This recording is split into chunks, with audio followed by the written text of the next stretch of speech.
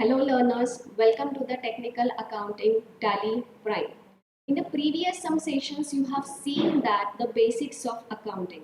In that the concepts of accounting, principles of accounting, conventions of accounting, golden rules of accounting, types of accounting, you have seen that. And in the next chapter, in the second chapter, you have seen the introduction related to the Tally software. That what are the characteristics, limitations, advantages of Tally software. Now, with the help of this information, we are going to apply this in our this chapter number 4. Even in chapter number 3, you have seen related to the GST and the TDS, that is income tax, that is a direct tax as well as the indirect tax.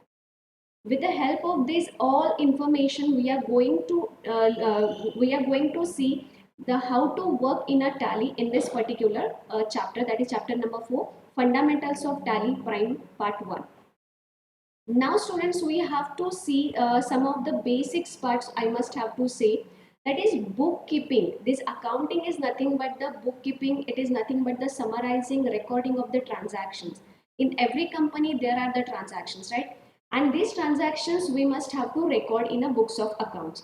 In case of the manual accounting, you have seen, you have maintained the number of books that you have learned in the previous some sessions, you have learned in the previous some your classes, that is from the junior 11th, 12th and BCom. You have seen that we have to enter, we have to maintain the journal book, we have to maintain the ledgers for a posting, then trading account, profit and loss account, balance sheet, trial balance. This type of books of accounts we have to maintain in every company, right? Now, nowadays it is not going to be possible to keep each and every company's books. And for that matter, in this digital era, in this IT world, they have developed a software that is a Tally. Of course, there are a number of softwares in the market, but this Tally is of course very easy to learn, and it is very easy to maintain the data in Tally also. So in most of the companies, in a small scale companies, in the mid size of the companies, most of the in most of the places they use the software that is Tally. And now they are giving you the updated versions of a Tally, that is a Tally Prime. There is not so much of a difference in the Tally ERP and a Tally Prime. I will let you know in the last lectures, in the at the end of this all chapters, I will let you know what is actually the differences there in the Tally Prime and the Tally ERP, or otherwise you will get to know about these differences during my lectures only. Okay. So let's start with this thing. I'm going to some of the things revising over here, and with these revising sessions, we will go to the practical training of a Tally in these sessions. So I just want to tell you this is the procedure that you are going to follow in a manual accounting. You can see that when you want to do some entries in a manual accounting, I'm just talking about the manual accounting right now.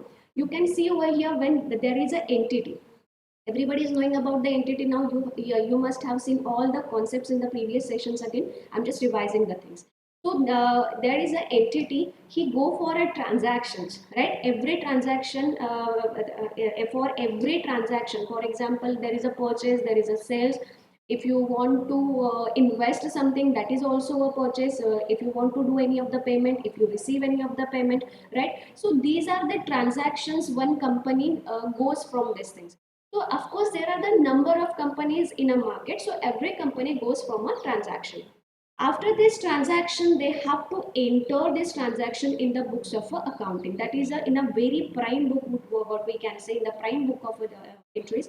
That is a journal book that we maintain the journal book. In that journal book we just enter the transactions, and these transactions we enter. Previously it was entered in a single entry system. Right now these are entered in a double entry system, that is a debit and a credit.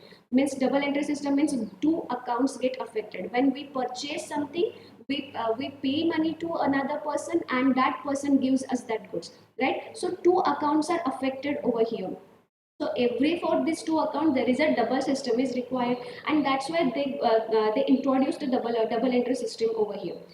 Then for this double entry system, there is a debit and there is a credit. One account should be debited, one account should be credited. Now, which account should be debited and which account should be credited, that you must have to know about this thing with the rules and the basic golden rules of this accounting, right? After this journal book, we go for a posting of the accounts.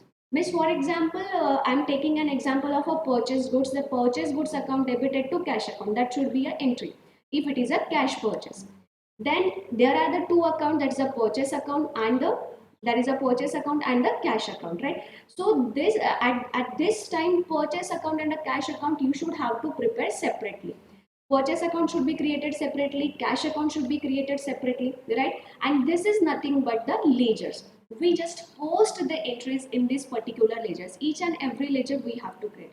Now students think that if any company is having a number of transactions, so you have to prepare a number of ledgers over there, right? So these ledgers we have to create in the next step. After the transaction we enter in a journal book. After that we will go for a posting in a ledger, and after this one we just have to close down these ledgers, and then you may get a that is a closing balance. So that with the help of this closing balance we prepare a trial balance. That will be my the next step. In that next step, when the what is a trial balance, it is a summary of our ledger accounts, right? These are the summary debit and credit. You can see the closing balances of all the ledgers, right? So this is nothing but the trial balance. And after this trial balance we will go for a final accounts, right? We can go for a final accounts, that is a profit and loss account. That's a trading profit and loss account and a balance sheet. Before going further, I must have to tell you something about the trading account and a profit and loss account. Maybe some students are knowing about these things, but take it as a revision. Trading account is what when the manufacturing related all the expenses and the income. There is a manufacturing company. If there is a manufacturing company and all the expenses and the incomes related to the manufacturing company, these all are related to the trading account. Means you have to enter these all expenses and all incomes in a trading account. And after manufacturing expenses, means post manufacturing expense, that may be related to the trading also. So these expenses you have to maintain in a profit and loss account. So these expenses and income related trading and a profit and loss account is there. You have to maintain that. You have to prepare this one. And after this profit and loss account and the trading account, here you will get in trading account, you will get a gross profit that you carry forward in a profit and loss account, and in that profit and loss account you may get a net loss or a net profit. And this profit you have profit or loss, you must have to capitalize it, that you also know. So you have to capitalize that in a balance sheet. So balance sheet will be my the last step. Okay, this balance sheet will be going to be my last step. So in that balance sheet, there are the assets and liabilities of a company. Okay, we have to maintain this asset for making the position. For sorry, we have to maintain this balance sheet for preparing a assets and liabilities. Means how many assets you are having, how many liabilities you are having. You have to maintain this data to see that whether your company is performing well or not. This is at the end what my objective is, what company's objective is. Why we maintain the balance sheet? Because we want to see whether my company is performing well or not, whether my company is having a strong position in the market or not. So how much liabilities you are having, how much assets you are having, that will decide these all things. Okay, so we have to maintain this balance sheet over here, and this is going to be a very last step of this transaction. So students, you can see over here once again, revise this procedure. There is an entity, then that entity go for a transaction, then the transactions we have to enter in the prime book of entry, that is a debit and credit, in the form of a debit and credit. And that entries we have to post, in that particular entries we have to post in a ledger account we have to prepare over here. Then we go for a trial balance, and then we go for a final accounts, and that final account contain the trading profit and loss account and the balance sheet. I hope you must have clear about this manual accounting.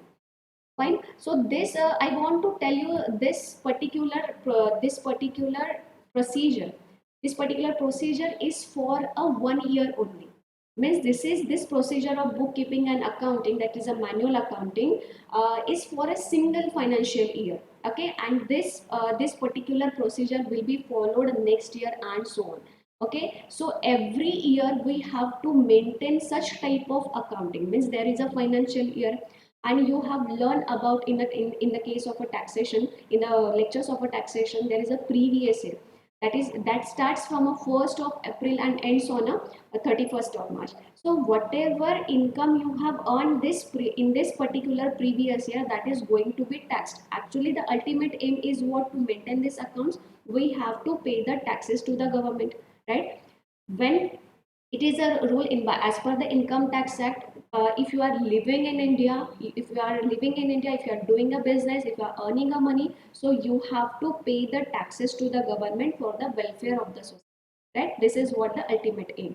And for that purpose, each and every person or each and every company, how much taxes they must have to pay, we don't know, and that's what we should know about these accounts.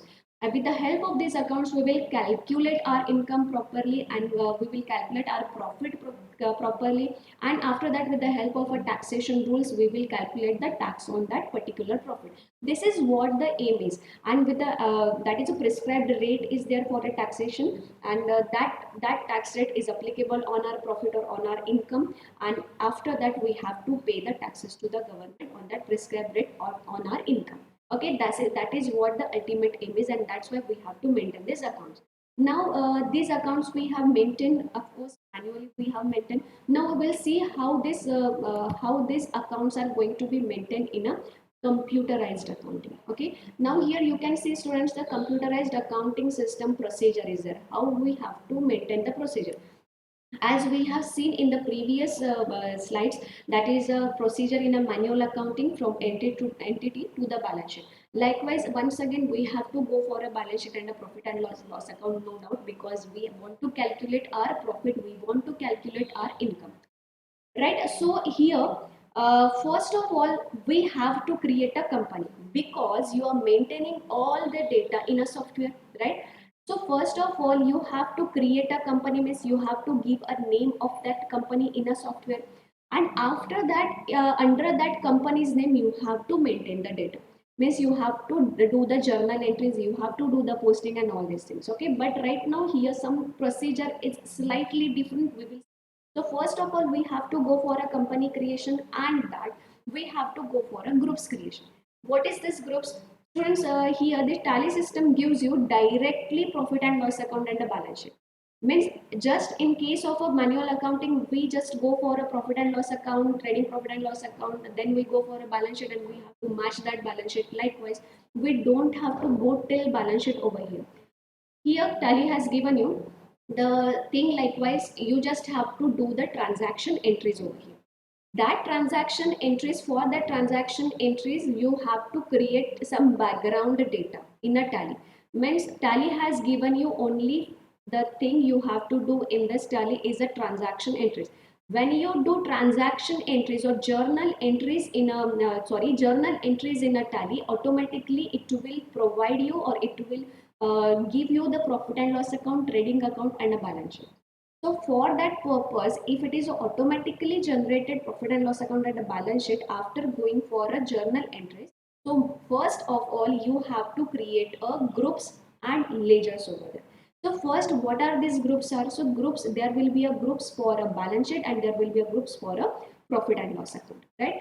So for a trading profit and loss account, what will be the groups? For a trading and profit and loss account, what are the items are there? That is a sales, purchases, stock is there, carriage over there. That mean by the expenses and incomes are there, right? So these are what the groups of profit and loss account, trading profit and loss account. While in case of a balance sheet, what are the groups will be there? There will be a capital, right? There will be a liabilities. Which type of current liabilities? Secured liabilities. Likewise, unsecured liabilities. There will be a this. These are the groups. And under this group, if you are talking about the capital is one of the group, and under that group, how many ledgers will be there? There will be a ledgers like partner A's capital, partner B's capital.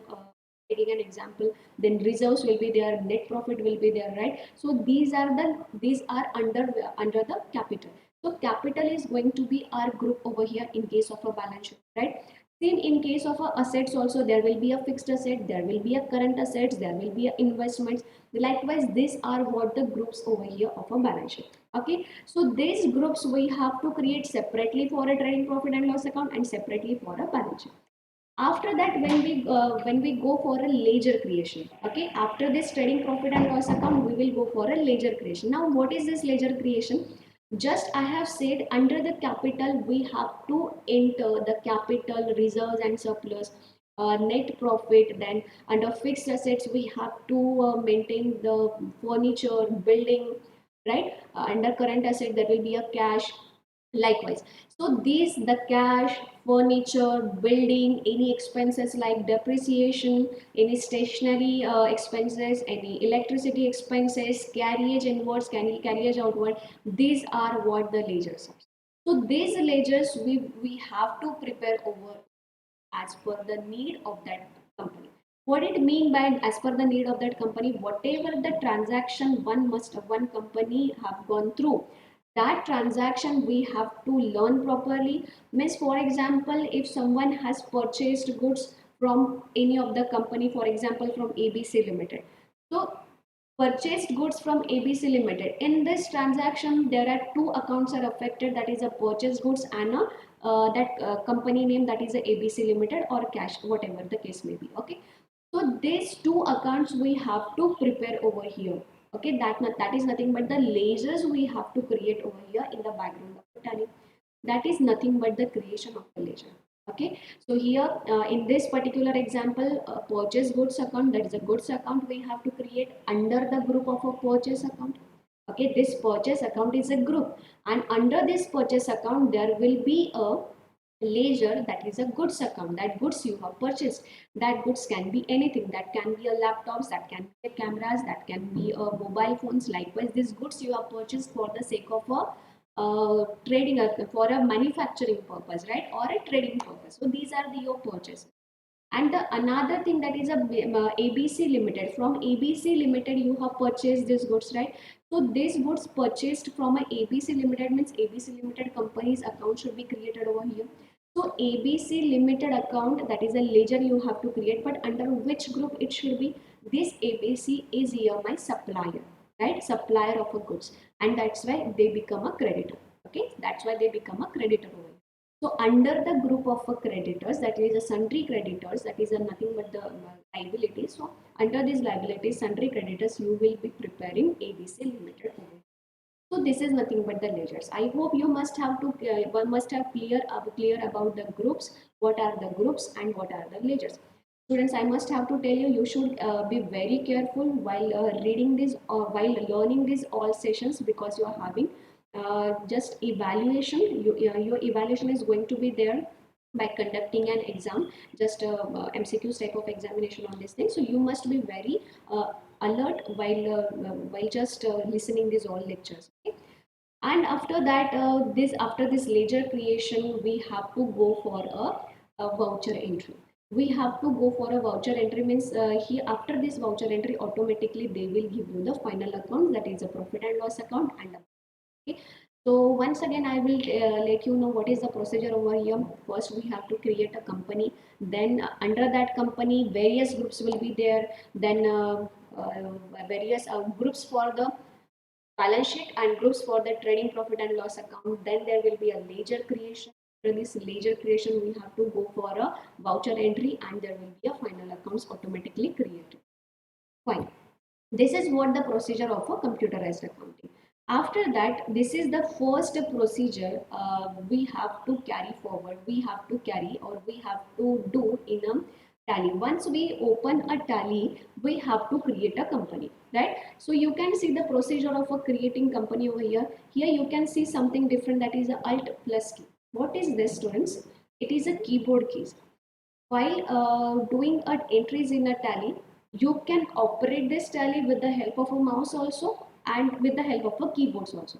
But tally has given you more shortcut keys for performing on a tally, and it is always feasible to work with the keyboard keys, right? So this is the, when you press the Alt plus K button, automatically company related menu will come in front of you. And here you can see the option one of that is a creation of a company, create a company. You have to select that create company option, and you have to enter this all information related to the company.